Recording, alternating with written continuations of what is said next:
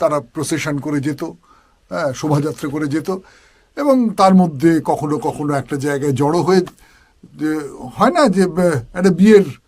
Procession যাচ্ছে, সেখানে মাঝপথে হয়তো দাঁড়িয়ে পড়লো, ট্রাফিক জ্যাম করে দাঁড়িয়ে পড়লো,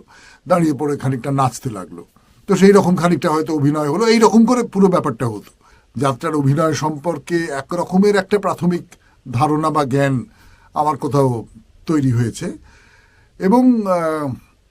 তার বাইরে আমার কাণ্ডজ্ঞান থেকে আমি খানিকটা বুঝতে পারি। এবং যাত্রা করেছেন এরকম বহু মানুষ আমার চেনা পরিচিত আছেন, আমার বন্ধু বান্ধব আছেন, তাদের মধ্যে অনেকে যাত্রা করেছেন, তারাও তাদের অভিজ্ঞতার কথা আমাকে বলেছেন যে কীরকম কী হয় না হয়। আমি দুজনের কথা আপনাদের বলতে পারি। একজন সৌমিত্র চট্টোপাধ্যায়, তিনি আমাকে বলেছিলেন, যাত্রার অভিনয় নিয়ে একটা কথা বলেছিলেন, যাত্রায় যেটা হয় না, ধরুন আপনি অভিনয় করলেন, অভিনয়টা শেষ হলো বেশ রাত্রিরে, তারপরে আবার আর একটা জায়গায় চলে গেলেন, সারা রাত গাড়ি করে যাচ্ছেন, যারা বেশ হিরো টিরো নাম করা, তারা তো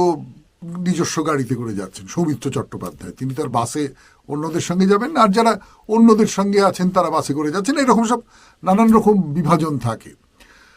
তো বলেছিলেন যে তুমি যদি কখনো যাত্রায় যাও, রাত্রির বেলা ভরপেট খাবে না, তাহলে কিন্তু শরীরটা খারাপ করবে, কারণ বেশি রাত, তারপরে রাত জাগা, এই সমস্ত